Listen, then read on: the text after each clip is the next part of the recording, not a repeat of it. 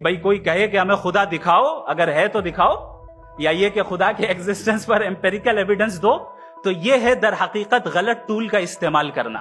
ये ऐसा ही है कि जावेद साहब मुझसे ये मुतालबा करें कि मुफ्ती साहब आप मेटल डिटेक्टर के जरिए प्लास्टिक डिटेक्ट करके दिखाएं। कोई ये तो बहुत ही अहमखाना बात होगी कि कोई आदमी कहे साहब अगर खुदा है तो मुझे दिखाइए।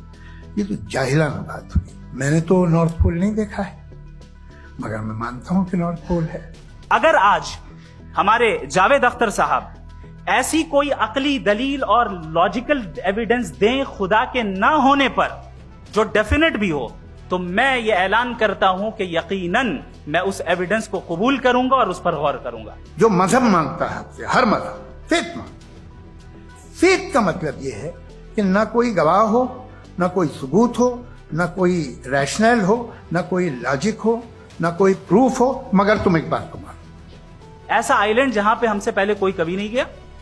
चलते चलते आपके सामने अचानक आपने देखा एक पिंक कलर की बॉल पड़ी हुई है।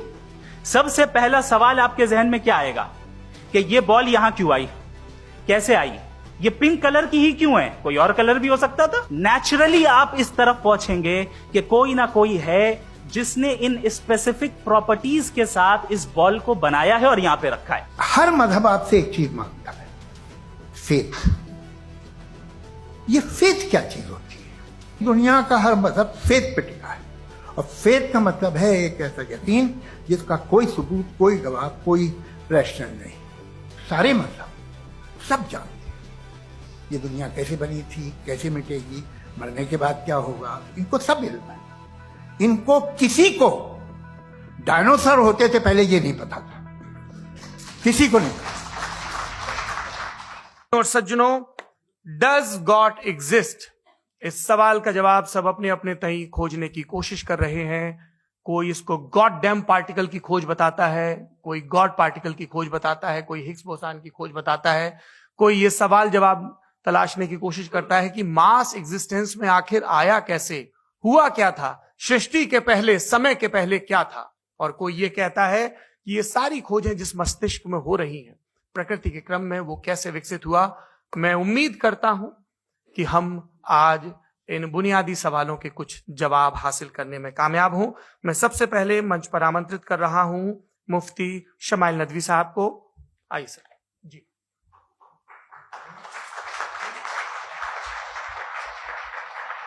तमाम तारीफें उस क्रिएटर के लिए जिसने इस यूनिवर्स को एक मकसद के तहत पैदा किया है।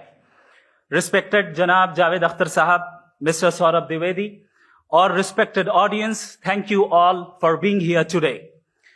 आज की डिबेट में चूंकि हम बात करने वाले हैं डज गॉड एग्जिस्ट के टॉपिक पर, तो ये एक ऐसा टॉपिक है जिसके मुताल्लिक कोई भी डिसीजन लेने के लिए अलग अलग स्टैंडर्ड्स हो सकते हैं।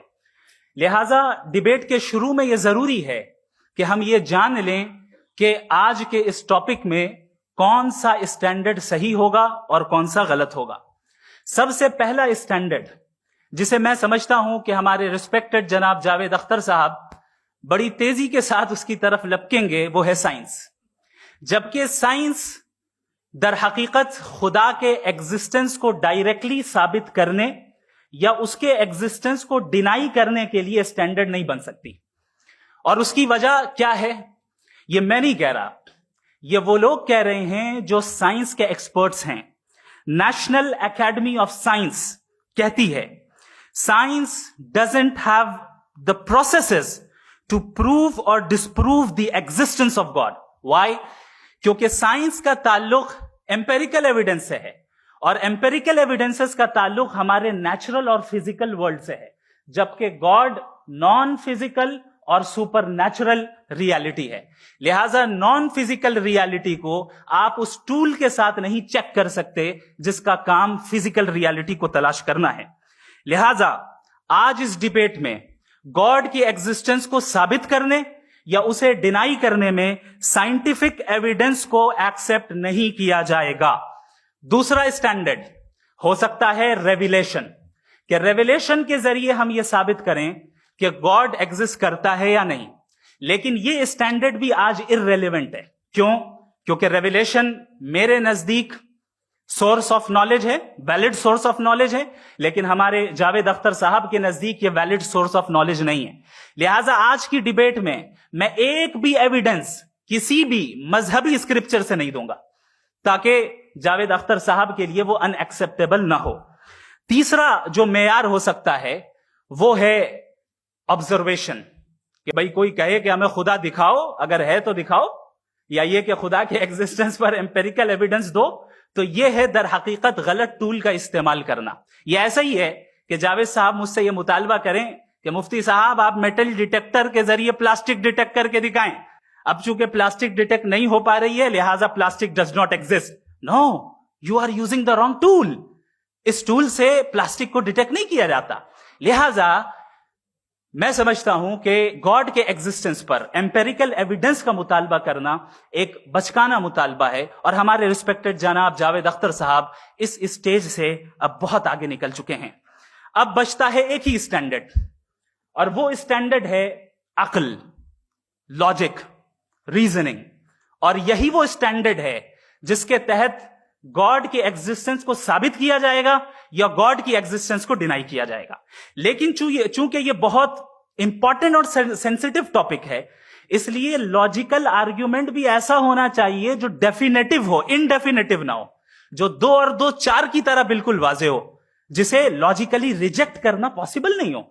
फॉर एग्जाम्पल हम कहें हमारे रिस्पेक्टेड मिस्टर सौरभ साहब, ये एक इंसान है और तमाम इंसान कॉन्शियस बीइंग है, लिहाजा नतीजा क्या निकला, हमारे सौरभ साहब भी कॉन्शियस बीइंग है। क्या ये इनडेफिनेट आर्ग्यूमेंट है या डेफिनेट आर्ग्यूमेंट है? ये डेफिनेट आर्ग्यूमेंट है।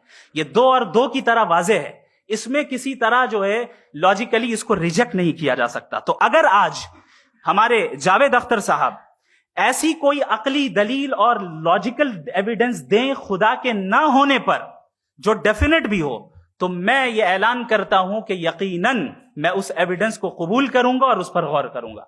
लेकिन साथ में यह भी ऐलान कर देता हूं प्रेडिक्शन के तौर पर कि ऐसा कोई डेफिनेट आर्ग्यूमेंट कोई नहीं पेश कर सकता। दलील हम देंगे और डेफिनेटिव दलील देंगे, लॉजिकल दलील देंगे, ऐसी दलील देंगे जो एंटायर एथिस्टिक वर्ल्ड उसे रेफ्यूट नहीं कर सकती। चलें अब हम एक एग्जाम्पल सोचते हैं, एक सिनेरियो, सिंपल सिनेरियो, तमाम ऑडियंस से गुजारिश है, हम और आप एक आइसोलेटेड आइलैंड पर हैं, ऐसा आइलैंड जहां पे हमसे पहले कोई कभी नहीं गया। चलते चलते आपके सामने अचानक आपने देखा एक पिंक कलर की बॉल पड़ी हुई है। सबसे पहला सवाल आपके जहन में क्या आएगा कि ये बॉल यहां क्यों आई, कैसे आई, ये पिंक कलर की ही क्यों है, कोई और कलर भी हो सकता था, ये इसी शेप में क्यों है, कोई और शेप भी हो सकता था। नेचुरली आप इस तरफ पहुंचेंगे कि कोई ना कोई है जिसने इन स्पेसिफिक प्रॉपर्टीज के साथ इस बॉल को बनाया है और यहां पे रखा है। चूंकि आप जानते हैं कि ये जो बॉल है इसका एग्जिस्ट करना जरूरी नहीं है, ये एग्जिस्ट कर भी सकती थी, नहीं भी कर सकती थी, और एग्जिस्ट करना ही था तो किसी और फॉर्म में करती, किसी और कलर में करती। अब आप इस बॉल को एक्सपैंड करते चले जाएं, एक्सपैंड करते चले जाएं, एक्सपैंड करते चले जाएं, यहां तक कि ये बॉल यूनिवर्स के साइज की हो जाए। बताइए कि क्या साइज के बढ़ जाने से सवाल बदल जाएगा? हरगिज नहीं बदलेगा। अभी भी सवाल रहेगा, ये यूनिवर्स कहां से आया, इन स्पेसिफिक प्रॉपर्टीज के साथ कहां से आया, क्यों आया, किसने बनाया, ये सवाल उस वक्त भी वैलिड रहेगा। लेकिन ये सवाल अगर हम जनाब जावेद अख्तर साहब से करें तो चूंकि इनका वर्ल्ड व्यू एथिस्टिक है, और सिर्फ इनका नहीं, मतलब जितने भी एथिस्ट हैं और एथिस्टिक वर्ल्ड व्यू को रखने वाले से अगर आप ये सवाल करें कि ये यूनिवर्स कहां से आया, तो इनका जवाब या तो आर्ग्यूमेंट फ्रॉम इग्नोरेंस होगा या डॉगमेटिक होगा। या तो ये कहेंगे कि मुझे नहीं पता कि ये कहां से आया, लिहाजा गॉड डज नॉट एग्जिस्ट, ये आर्ग्यूमेंट फ्रॉम इग्नोरेंस है। या ये कहेंगे कि ये यूनिवर्स खुद ब खुद बन गया, इसका मतलब ये है कि उस बॉल को भी खुद ब खुद बन जाना चाहिए। लेकिन बॉल के ताल्लुक से ये एक्सप्लेनेशन एक्सेप्ट नहीं की जाएगी कि ये खुद ब खुद बन गई, लेकिन यूनिवर्स के ताल्लुक से कर दिया जाएगा। इसे हम दूसरे अल्फाज में डॉगमा भी कह सकते हैं। दूसरी चीज, हमारे जावेद अख्तर साहब जरूर गॉड ऑफ गैप्स की मिसाल भी जरूर देंगे, और मिसाल देंगे कि पहले जमाने में बिजलियां कड़कती थी तो लोगों ने किसी एक खुदा की तरफ, और बारिश होती थी तो दूसरे खुदा की तरफ मंसूब कर दिया, उनके पास दलील नहीं थी। यह हमारा वर्ल्ड व्यू है ही नहीं, यह हमारा वर्ल्ड व्यू है ही नहीं, क्योंकि नेचुरल फेनोमेना के प्रोसेस की इंटरप्रिटेशन को जान लेने से यह कहां से साबित हो गया कि गॉड एग्जिस्ट नहीं करता है? इस पर मैं इंशाल्लाह अभी आगे बात करूंगा। आप हजरात ये भी देखेंगे और मैं ये एक्सपेक्ट करता हूं कि हमारे रिस्पेक्टेड जनाब जावेद अख्तर साहब जरूर इमोशनल आर्ग्यूमेंट्स भी देंगे, जो कि एक लॉजिकल फेलेसी है जब बात आती है ट्रुथ को डिसाइड करने में। क्यों? मिसाल के तौर पर वो कहेंगे कि अगर गॉड है तो ईविल क्यों एग्जिस्ट करता है, जबकि मैं कहता हूं ईविल का एग्जिस्ट करना गॉड के एग्जिस्ट करने की दलील है, उसके खिलाफ नहीं है।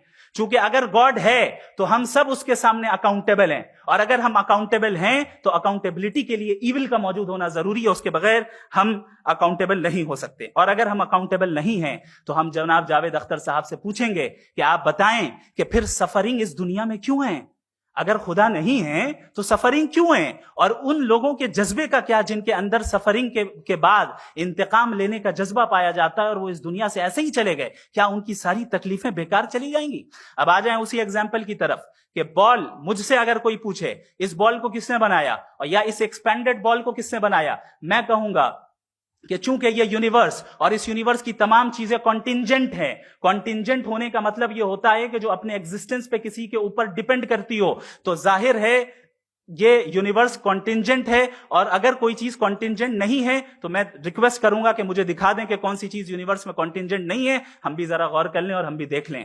और जब कॉन्टिंजेंट चीजें मौजूद हैं तो फिलोसोफर्स की इस्तिलाह के मुताबिक, हम उस टर्मिनोलॉजी के मुताबिक हम उस जगह तक पहुंचते हैं और उस हस्ती तक पहुंचते हैं जिसे नेसेसरी बीइंग कहा जाता है, कि ये वो नेसेसरी बीइंग है जिसका मौजूद ना होना नामुमकिन हो। क्योंकि अगर ये मौजूद ना हो तो सारी चीजें एग्जिस्टेंस में आएंगी ही नहीं, और ये सारी कॉन्टिंजेंट चीजें उसी के ऊपर डिपेंड करती हैं। अब अगर आप ये सवाल करते हैं कि फिर उस हस्ती को किसने बनाया, फिर उसका कॉज क्या है, फिर उसका कॉज क्या है, फिर उसका कॉज क्या है, और एंडलेसली चले जाएं, इसे हम कहते हैं इन्फिनिट रिग्रेस ऑफ कॉजेस, जो कि लॉजिकल फेलेसी है। कॉन्सेप्चुअली इंफिनिटी पॉसिबल है। मिसाल के तौर पे न्यूमेरिकल्स 1 2 3 गिनते चले जाएं, इन्फिनिट नंबर्स हैं। मैं कॉन्सेप्चुअली बात नहीं कर रहा, प्रैक्टिकली रियलिटी में साबित करके दिखाएं कि infinite regress of causes possible है या नहीं। अगर पॉसिबल है तो हम मान लेंगे, मिसाल दे दें, और पॉसिबल नहीं है तो एक ही ऑप्शन बचता है जिसे हम कहते हैं नेसेसरी बीइंग। ऐसी नेसेसरी बीइंग जो इंडिपेंडेंट है, क्योंकि अगर वो डिपेंडेंट हुई तो वो नेसेसरी नहीं रहेगी।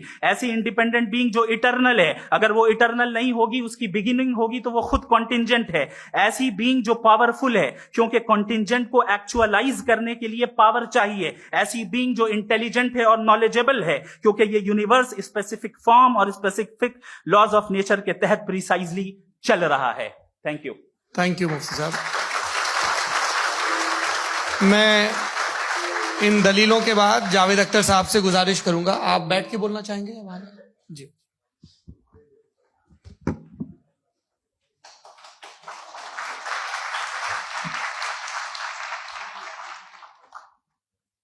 पहले तो मैं मुफ्ती साहब को एक अच्छी खबर देना चाहूँगा कि मेरी नॉलेज साइंस के बारे में बड़ी मामूली है, तो आप फिक्र ना करें उसकी, लेकिन कुछ कॉमन सेंस है मुझ में।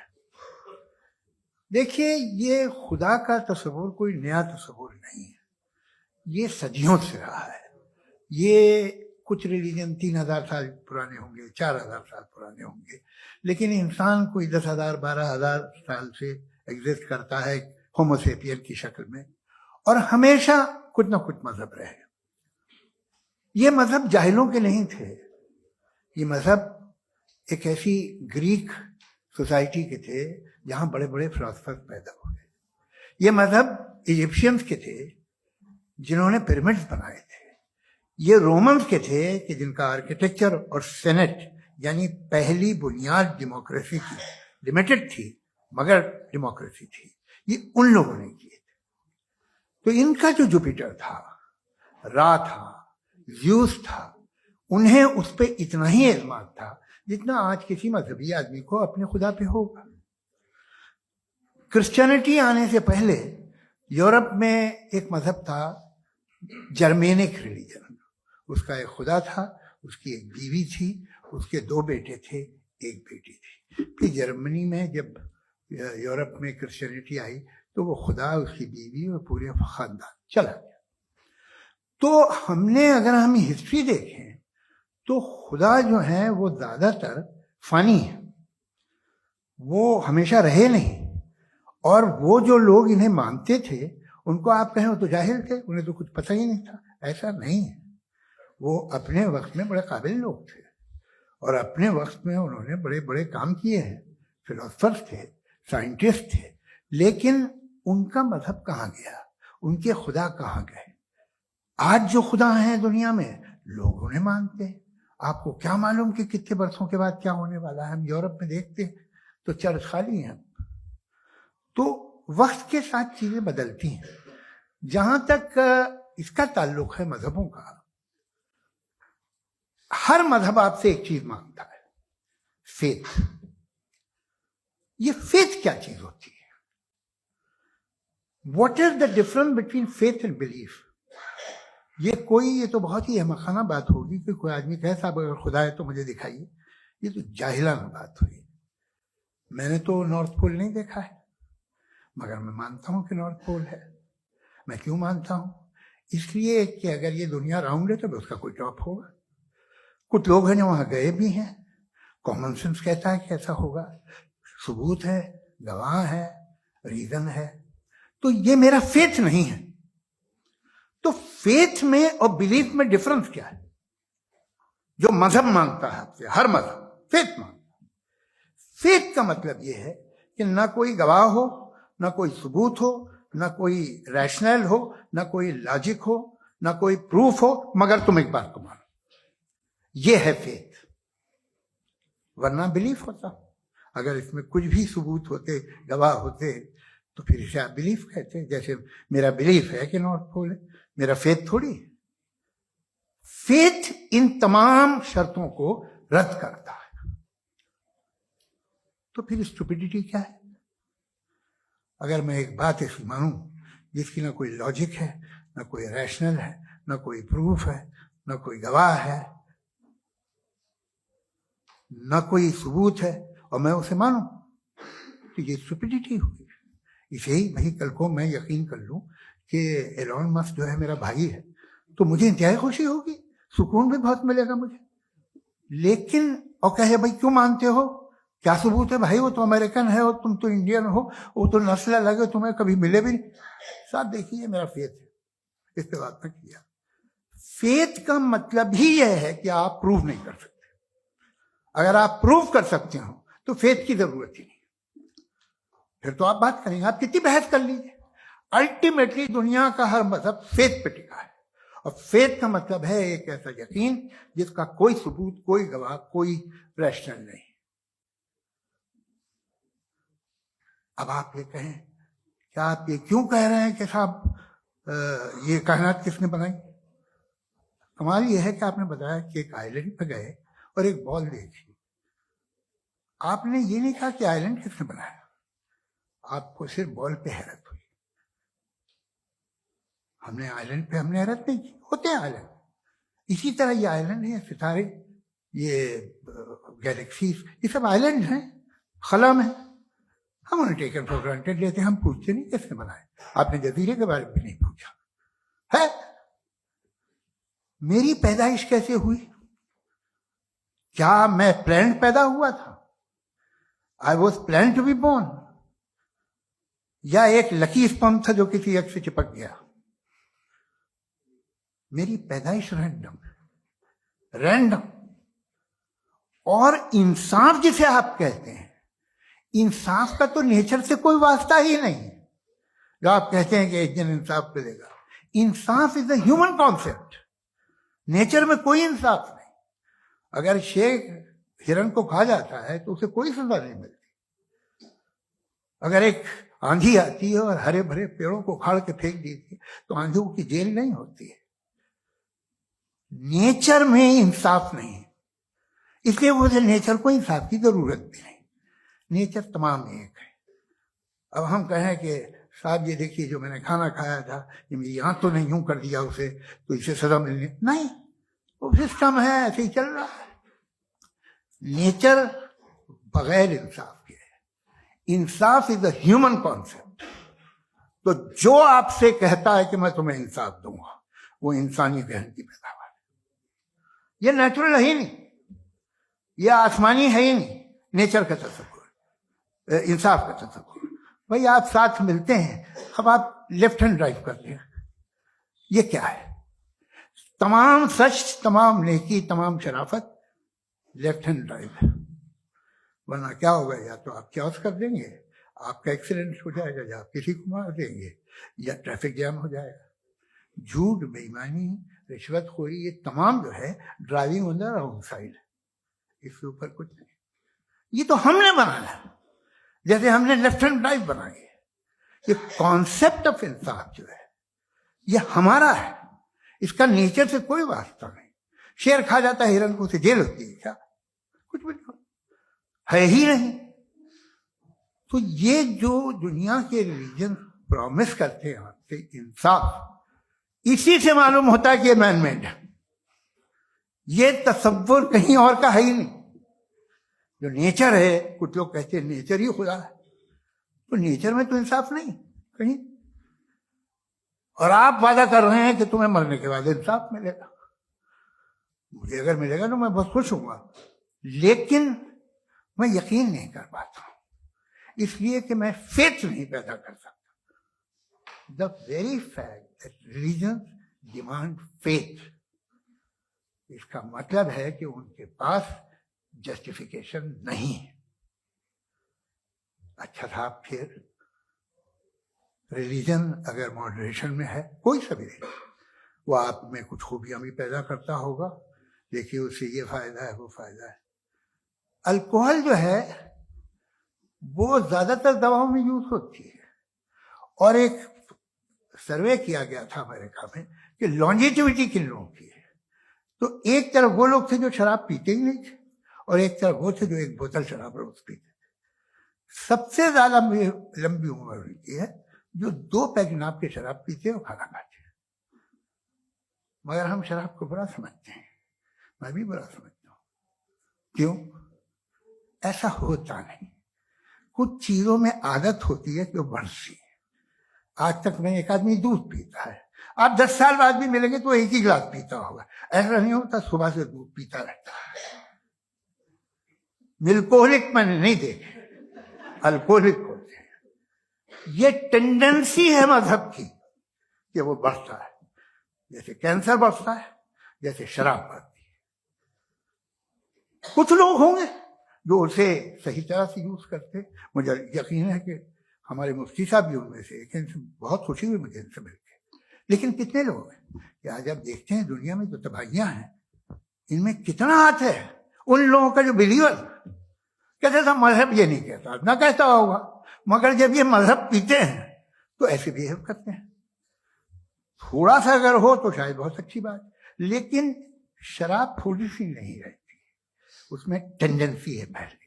थोड़ा सा अगर 2-3 कैंसर के सेल हो ना बॉडी में तो आदमी स्लिम रहेगा, लेकिन वो 2-3 सेल नहीं रहते, वो मल्टीप्लाई होते हैं। जावेद साहब, टाइम पूरा हो गया। टाइम हो गया तो बस बात खत्म हो गई। अच्छा, मुझे कुछ और कहने को था भी नहीं। जी, मैं पहले जवाबी दौर के लिए इनवाइट कर रहा हूं मुफ्ती साहब को। Your rebuttal round 1, you have 7 minutes।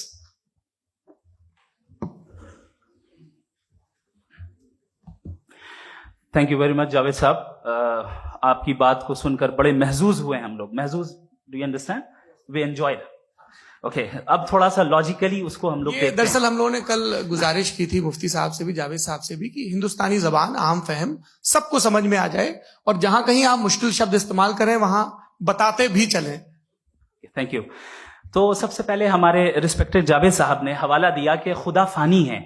कितने मजहब आगे चले गए, किसी ने जुपिटर को खुदा माना, किसी ने किसी को माना। मैं कहता हूं जिसने कॉन्टिंजेंट चीज को खुदा माना, गलत माना, वो खुदा ही नहीं, वो खुदा ही नहीं है। हम तो नेसेसरी बीइंग को साबित करने बैठे हैं, वो नेसेसरी कॉज जो इटरनल है, जो अबदी भी है और अजली भी है। हम किसी और को साबित करने नहीं बैठे। दूसरी चीज, उन्होंने कहा कि फेथ एंड बिलीफ, ये एक ऐसी डेफिनेशन है फेथ की जो इन्होंने पहली मर्तबा पेश की है, या माफ कीजिएगा, इन्होंने पहली मर्तबा पेश नहीं की है, रिचर्ड डॉकिंस ने पहली मर्तबा पेश की है। मुझे मालूम है ये सोर्स कहां से है। एपिस्टेमोलॉजिकली फेथ और बिलीफ का फर्क आप इस तरह नहीं कर सकते सर।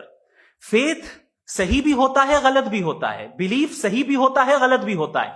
जो लॉजिक, रीजन और एविडेंस से बैक्ड होगा वो फेथ सही होगा। और आप जिस फेथ की बात कर रहे हैं कि इलॉजिकल है और उसके पीछे नहीं है, तो we are on the same page. हम नहीं मानते उस फेथ को। जो फेथ ऐसा हो जिसके पीछे कोई लॉजिक ना हो, एविडेंस ना हो, हम नहीं मानते। हम तो उस फेथ के कायल हैं जिसके पीछे लॉजिक हो और एविडेंस हो। तो बिलीफ सही भी होता है, गलत भी होता है, फेथ भी सही होता है और गलत भी होता है। तो आज फेथ और बिलीफ के डिफरेंस पे बात नहीं हो रही। आज आप चाहे फेथ एक्सेप्ट कर लें या बिलीफ एक्सेप्ट कर लें, आज ये बात होगी कि ट्रूथ क्या है। चाहे ट्रू बिलीफ सही है या ट्रू फेथ सही है, और फॉल्स फेथ क्या है और फॉल्स बिलीफ क्या है, बात इस पे हो रही। दूसरी चीज इन्होंने पूछा, स्टुपिडिटी फिर क्या है? अगर फेथ, रिलीजन स्टुपिडिटी नहीं है तो और क्या है? चूंकि फेथ का मुतालबा करते हैं तो स्टुपिडिटी क्या है? मैं कहता हूं स्टुपिडिटी एथिज्म है। उसकी वजह यह है कि आप एक सड़क पे जा रहे हो और आप किसी गार्डन में जाएं और देखें वहां लिखा है फूलों के साथ, I love Javed Akhtar, and I really do, I love you sir. So जब आप वहां पर पहुंचे तो वहां पहुंचकर अब ये बताएं, क्या आप ये कहेंगे wow what a natural selection? ये क्या नेचुरल सिलेक्शन है? नहीं, ये प्रिसाइजली डिजाइंड है, इसके पीछे डिजाइनर है। लिहाजा अगर कोई एक ऐसी कॉमन सेंस की बात को कबूल नहीं कर रहा है कि यूनिवर्स जो इतने प्रिसाइजली काम कर रहा है, हम कह दें कि खुद ब खुद बन गई, मैं समझता हूं इससे बड़ी स्टुपिडिटी और कुछ नहीं है। ये इरैशनल चीज है। फिर हमारे सर ने कहा कि आपने बॉल पे फोकस किया, आइलैंड पे फोकस नहीं किया।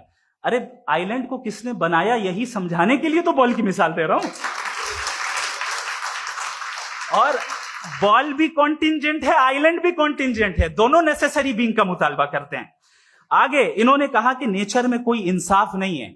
हम डिसाइड करते हैं कि मोरालिटी क्या होती है, इंसाफ क्या होता है। हम डिसाइड करते हैं, जैसे ड्राइविंग सीट में ट्रैफिक वाला, ये तो किसी खुदा ने नहीं कहा, ये है, इसे कहते हैं फॉल्स इक्विवेलेंस। ये एक लॉजिकल फेलेसी है।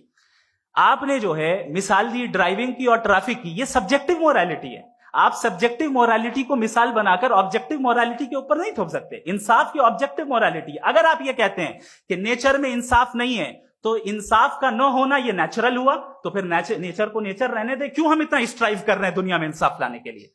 ये तो इलॉजिकल बात है, इरैशनल बात है। इसलिए बहुत सी चीजें ऐसी हैं जो ऑब्जेक्टिवली जो है इविल या गुड हैं, और बहुत सी चीजें ऐसी हैं जो सब्जेक्टिवली हैं। सब्जेक्टिवली जो मोरल होता है या इमोरल होता है, उसको हम सोशल कंसेंसस से या पर्सनल प्रेफरेंस से डिसाइड करते हैं। लेकिन जो ऑब्जेक्टिव मोरालिटी है, जिसमें इंसाफ आया, जो इन्होंने बार बार रिपीट किया, ये ऑब्जेक्टिव है, सब्जेक्टिव नहीं है। अगर आप कहते हैं ये सब्जेक्टिव है, तो मेरा सवाल आपसे यह है, क्या सोशल कंसेंसस के जरिए अगर जुल्म को सही करार दे दिया जाएगा तो आप जुल्म को जस्टिफाई करेंगे? दूसरी चीज इन्होंने यह कहा कि 2 पैक शराब पी लें तो वो उतने पे नहीं रहता, बढ़ जाता है। यही मामला मजहब के साथ है। 2 पैक आप पी लें, बढ़ेगा।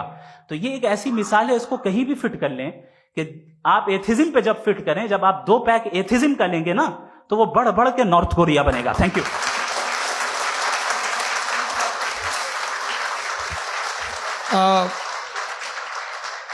फर्स्ट राउंड की रिबटल के लिए मैं जावेद साहब को इनवाइट कर रहा हूं। आपके पास 7 मिनट का वक्त है, रीसेट कर दीजिएगा प्लीज। मुझे इस बात की खुशी है कि मुफ्ती साहब ने भी मान लिया कि नेचर में कोई इंसाफ नहीं है। तो कोई भी चीज जो इंसान ने नहीं बनाई है उसमें इंसाफ नहीं होता है। एक बात मैं आपसे अर्ज करूं, जरा पता लगा लीजिएगा, ये जो आप बाग में जाते हैं बेहद खूबसूरत फूल देखते हैं ना, इनमें से कोई नेचुरल नहीं है। ये सारे फूल क्रॉस करके बनाए गए हैं। जो जंगल में फूल होते हैं निहायत मामूली होते हैं। ये फूल इंसानों ने बनाए हैं। जो आप बाग में देख के वाह वाह कहते हैं, ये इंसानों के बनाए हुए हैं। डिफरेंट फूलों को क्रॉस करके, डेवलप करके, फिर क्रॉस करके इस तरह से बनाए गए। नेचुरल फ्लावर नहीं। किसी जंगल वीरान में जाके आप गुलाब के फूल नहीं देखेंगे। ये सब बनाए हुए इंसान ने, बहुत से काम इंसान ने किए हैं। बाकी है कि आपने मेरी एक बात का जवाब नहीं दिया, जिससे मुझे शिकायत है कि फेथ क्या है और आप फेथ मांगते क्यों हैं मुझसे? आप तो लॉजिकल हैं, आपके पास तो सारे रैशनल हैं, आपके पास सारे सबूत हैं, तो आपको फेथ की डिमांड क्यों करते हैं कि भाई तुम सरेंडर कर दो और सवाल मत करो? कोई मजहब सारे सवाल करने की इजाजत नहीं देता है और मना करता है कि ज्यादा सवाल ना करो, बह जाओगे तुम। आप क्यों रोकते हैं? हकीकत यह है कि इंसानी तारीख क्या है। इंसानी तारीख यह है कि दुनिया में दो तरह के लोग हुए हैं। एक वो जिन्होंने अपनी लाइल्मी की परस्तिश की है, दूसरे वो जिन्होंने अपनी इग्नोरेंस या लाइल्मी से झगड़ा किया है और मालूम किया है कि क्या है।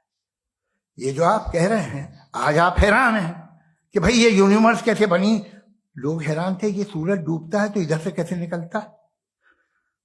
और आप एक कदम जाके हमेशा का मानने को तैयार है, एक कदम पीछे ही मान जाइए। भाई आप इसके बाद जाते हो, कहते सवाल ना करना कि ये कहां से आया, ये पावर तो हमेशा से हमेशा रहेगी। तो आप यूनिवर्स के बारे में मानने में क्या तकलीफ है। एक कदम पहले रुक जाइए, ये हमेशा से थी या नहीं थी हमें मालूम नहीं है। और ये कहना कि हमें मालूम नहीं है, कमाल ये है कि दुनिया के सारे मजहब सब जानते हैं ये दुनिया कैसे बनी थी, कैसे मिटेगी, मरने के बाद क्या होगा, इनको सब इल्म है। इनको किसी को डायनासोर होते थे पहले ये नहीं पता था, किसी को नहीं पता। किसी भी दुनिया की मजहबी किताब में डायनासोर का जिक्र नहीं है। लेकिन बाकी सब बातें, how to make universe in 4 easy lessons and बाकी सब पता है। जिसको सब पता है वो गड़बड़ है। हम में ये इंकिसार, ये ह्यूमिलिटी होनी चाहिए कि हम ये कहें कि हमें ये बहुत सारी बातें नहीं मालूम, लेकिन हम उनकी परस्तिश ना करना, अपनी लाइल्मी को की परस्तिश ना करें, हम उसे पता लगाने की कोशिश करें। जिस दुनिया में आप बैठे हैं सर, ये हॉल जो है, ये इलेक्ट्रिसिटी जो है, ये माइक जो है, जिस हवाई जहाज से आप आए थे, वो जिस कार से आप यहां आए हैं, ये सब उन लोगों की बनाई हुई है जिन्होंने सवाल किए थे। ये दुनिया जिसमें आप आज आराम से हैं, ये उन लोगों की बनाई है कि जिन्होंने सवाल किए थे। और हर स्टेज पे इन सवालों को मकरूह कहा गया था, गलत कहा गया था। आप जरा तारीख पढ़िए, एक बड़ी दिलचस्प किताब है बर्ट्रैंड रसेल की, जिसमें उसने रिलीजन एंड साइंस कि कब से रिलीजन जो है साइंस के अगेंस्ट है।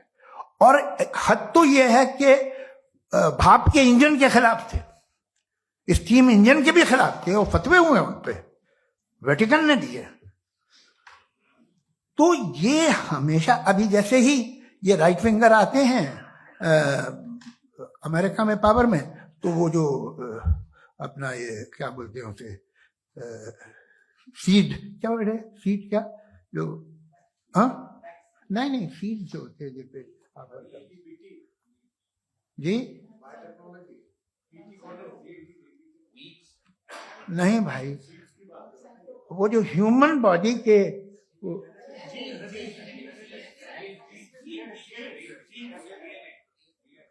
उस पर रिसर्च बंद हो जाती है, रिपब्लिकन नहीं करने देते। अरे भाई इतना डर क्या है तुम्हें। एक जमाने में बहुत नाराज थे ये सारे मजहबी लोग कि ये इंसान तो इंसान बनाने की कोशिश कर रहा है। आपको क्या तकलीफ भाई, बना ले तो बना लेने दो, ये खौफ क्या है। और ये सब आज जो आप कह कर रहे हैं नामुमकिन है, ये कैसे हुआ। मुझे एक किस्सा याद आता है, जब मैं 6ठी क्लास में था तो मैं मैथमेटिक्स में बहुत वीक था, तो एक टीचर रख दिया गया, उसने 1 2 3 4 5 6 7 को सिखा दिया मुझे। वो दिन मैं भूल नहीं सकता हूँ मुफ्ती साहब, जिस दिन उसने ये बताया कि 1/2 क्या होता है और 3/4 क्या होता है। मुझे ऐसा लगा कि मेरा सर बीच से फट जाएगा। यह आदमी कह रहा है कि जो दीवार के अंदर जाओ वॉक करते हुए। आज हंसता हूं मैं इस बात पे। तो आज जो बातें आपके जहन से बिल्कुल परे है और आप हैरान होते उन्हें देख के, एक वक्त आएगा कि मामूली लगेंगे। और हुआ है, आपकी इंसानी तारीख ही है। इतनी जल्दी सारे फैसले आप मत कर लीजिए, थोड़ा ये ह्यूमिलिटी रखिए कि भाई ये हमें नहीं मालूम। ये कहने में क्या है, ये यूनिवर्स कहां तक फैली, ये कब से है और कब तक रहेगी, हमें नहीं मालूम। आपने फैसला कर लिया कब बनी। ये आपके हिसाब से कोई 14 बिलियन ईयर बनी जो समझा जाता है। उससे पहले हजारों करोड़ों अरबों साल तक खुदा बैठा क्या कर रहा था। खामोश बैठा था, ऐसी जमाइयां ले रहा था। फिर उसे आइडिया है, यार एक काम करते, वक्त अच्छा गुजर जाएगा, यूनिवर्स बनाते। सोचिए, वो तो हमेशा से है ना, मगर यूनिवर्स हमेशा से नहीं है। ये तो बनाई गई है। और उससे पहले क्या था, इनका क्या काम था? कैसी बात है, ये बड़ा आसान है। जो बात हमें आज धीरे धीरे पता चली है, बरसों 2000 और 2500 साल पहले आपको किसी ने बता दिया कि क्या था, आप मान गए, और तब से वही मान रहे हैं जो 2500 साल पहले कहा गया था। सब कुछ बदल गया है, सॉल्व हो रही है चीजें। अभी साइंस बिल्कुल दावा नहीं करती, या कोई फिलोसफर ये दावा नहीं करता कि हमें सब मालूम, बल्कि वो कहता है कि हमें जितना मालूम होता है उससे ये मालूम होता है कि हमें कितना कम मालूम। तो हम अपनी जहालत से लड़े, उसकी परस्तिश न करें। जी, थैंक यू सो मच।